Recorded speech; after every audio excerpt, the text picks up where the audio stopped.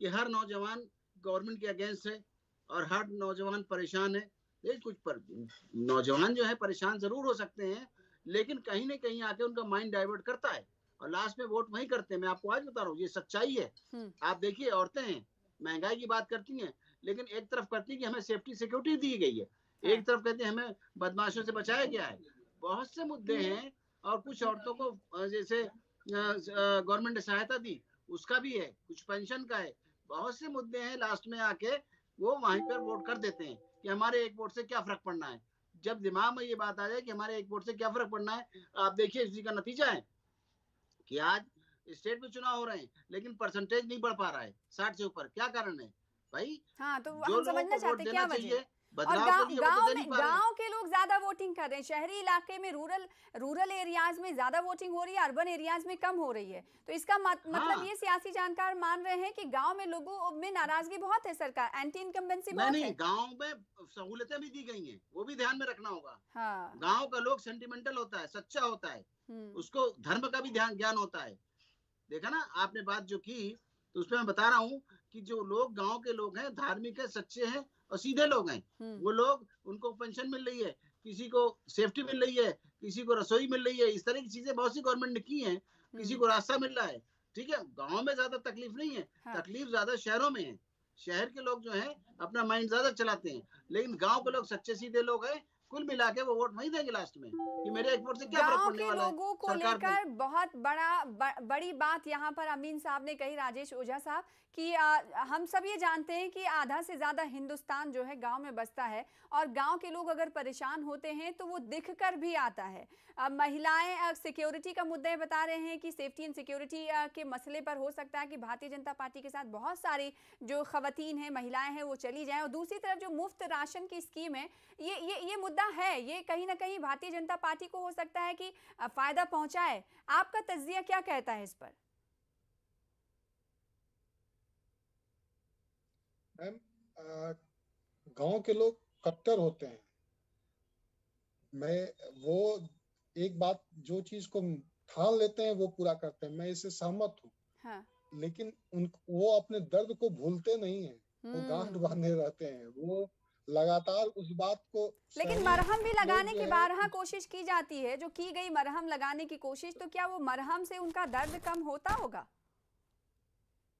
आप देखिए पंचायत चुनाव का, यूपी का जो पंचायत चुनाव हुआ, अगर ऐसा होता तो उसमें सर आपको लगता कि नहीं सरकार के पक्ष में है? उस वक्त भी देखिए सरकार के खिलाफ ही था सब कुछ।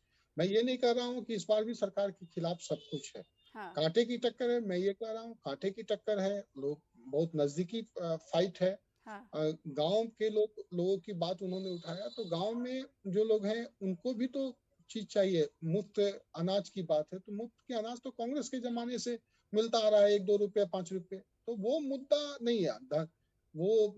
वो मुद्दा बहुत ज्यादा बड़ा नहीं बन रहा है। हाँ। मुद्दा जो बन रहा है, उनकी जो समस्याएं हैं, हाँ। वो उसका कितना सरकार अच्छा, निराकरण एक करे। बात आपने और, जो वादा ग्राउंड किया था। रिपोर्ट और सोर्सेज ये कह रहे हैं कि जो बीएसपी कोर वोट बैंक था, उसमें से कुछ हिस्सा भारतीय जनता पार्टी के साथ जाता हुआ दिखाई दे रहा है। वो इसलिए क्योंकि उन्हें लग रहा है कि राम मंदिर बनाया गया है, तो हम भारतीय जनता पार्टी के साथ हैं।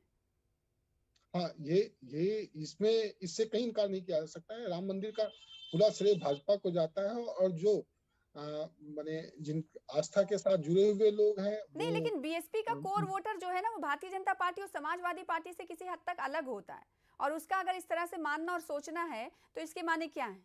जात मैम, बिहार और यूपी में जातीय समीकरण सबसे बड़ा चीज होता है। बिल्कुल। वहां जात के आधार पर होता है, वहां पर धर्म और मजहब जो है सेकेंडरी चीजें आती हैं। ठीक है, तो आप अच्छा, दूसरा कि इस बार जो अल्पसंख्यक वोटर हैं वो एकदम माने उनको ही वोट। आप देखिएगा कि जो हिंदू वोटर्स हैं वो डिवाइड हैं। हाँ। लेकिन अल्पसंख्यक वोटर जो हैं वो पूरी तरह से यूनाइट हैं। हाँ। पिछली बार जो स्थिति थी वैसी नहीं है कि वो लोग छितर तो रहे हैं, माने बट ये जो गए हैं वो। माइनॉरिटी वोटर हैं, ये किसका सिक्का चमकाएंगे, किस पार्टी के इर्द गिर्द रहने वाले हैं? मुसलमानों ने वोट किया, लेडीज ने, और हाँ। मोदी जी के नाम पे किया। आज भी मोदी जी गए थे मांगने के लिए वोट, तो उनको दिया गया है वोट। ऐसा नहीं है ये मुसलमानों की एक तरफ हो जाएंगे वोट। मुझे मालूम है कि समाजवादी पार्टी ने भी कुछ ज्यादा नहीं किया मुसलमानों के साथ में, जहां तक समाजवाद दूसरी और पार्टियों का उन्होंने भी कुछ ज्यादा काम नहीं ये किया भी है। सच्चाई है, सवाल इस एक बात सेकंड का अमीन बातें साहब, करते हैं ये भी सच्चाई है यहाँ कि पर वजीर आजम प्राइम मिनिस्टर नरेंद्र ने जो भी मोदी की किया है तो किया भी है। पॉपुलैरिटी, एक सेकंड, एक तरफ है और दूसरी तरफ एंटी इनकम्बेंसी उम्मीदवार को लेकर, एमएलए को लेकर एक तरफ है। तो ये हमेशा होता है, ऐसा हाँ। नहीं कि पहली बार हो रहा है तो चुनाव। इसका असर आप नहीं आजादी मान के रहे हैं बाद से कुछ? आज तक चुनाव हुए हैं, हमेशा ये बातें देखने को आई है। लेकिन कुल मिला के आप देख लीजिए, हाँ। आप बिहार की बात ले लीजिए, अभी बिहार में चुनाव हुआ था तो बड़ा एज था कि वो आ जाएगा। क्या हुआ लास्ट में? शेर आया चला गया, और सरकार बनाई नीतीश कुमार ने।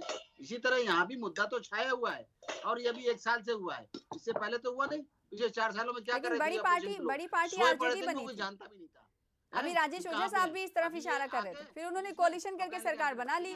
सरकार के हाथ, सुनिए सभा जी, हाँ। सरकार के हाथ में कुछ देने को था, ये बात मानेंगी आप। उन्होंने उनको दिया, चाहे धार्मिक मुद्दे पे दिया हो, चाहे उनके खाने को दिया हो, चाहे उनको परेशानी में दिया हो, इवन टीके भी लगाए, उसका भी लोग एहसान मानते हैं।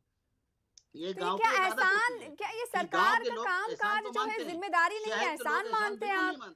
बतौर एक पॉलिटिकल एनालिस्ट, सरकार क्यों हम चुनते हैं, लोग क्यों चुनते हैं कि उनके दुखों पर वो मरहम लगाएंगे, दर्द पर मरहम लगाएंगे, ना कि एहसान करेंगे?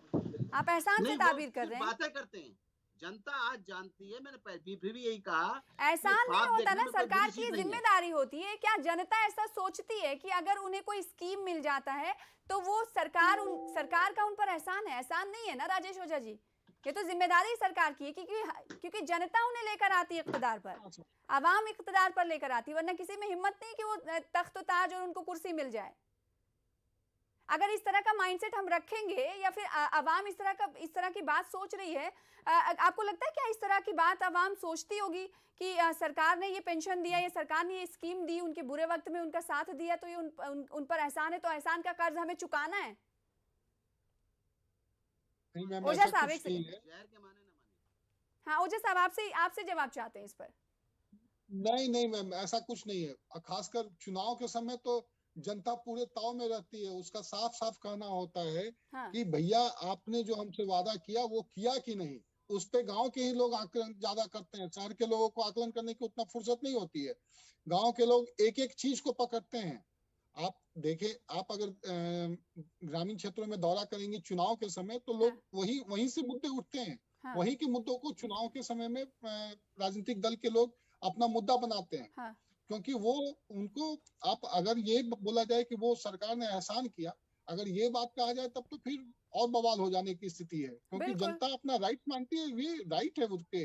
आपने जो किया, आपने जो किया है वो कोई एहसान नहीं किया है, ये आपका वर्क था, आपको जनता इसी के लिए भेजी है। आप नहीं करते हैं तो फिर आप डिफॉल्टर हैं।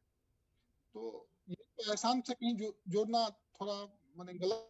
हाँ नहीं, अब तो बेदार होने लगी है ना आवाम, अब तो जनता बेदार हो गई है, उन्हें पता है अच्छा क्या है गलत क्या है, कौन सी पार्टी उनके साथ रही है, और उनके जो इलाकाई मुद्दे थे उस पर कितना कान धरा गया। लेकिन अमीन साहब का ये कहना है कि आवाम ये भी बात करने लगी है कि पार्टियों ने जो एहसान किया है, अगर उनके कामकाज को, अगर उनकी परेशानियों को कम किया है तो उसका कर्ज चुकाएंगे, ये उनका असेसमेंट है। तो पॉलिटिकल पार्टी के नहीं है, पॉलिटिकल एनालिस्ट हैं राजेश ओझा जी। तो मैम ये तो हमारा काम है। नहीं, जैसे आप सीनियर जर्नलिस्ट, पॉलिटिकल एनालिस्ट हैं, सियासी तज्जिया निगार हैं, वैसे ही अमीन साहब भी हैं।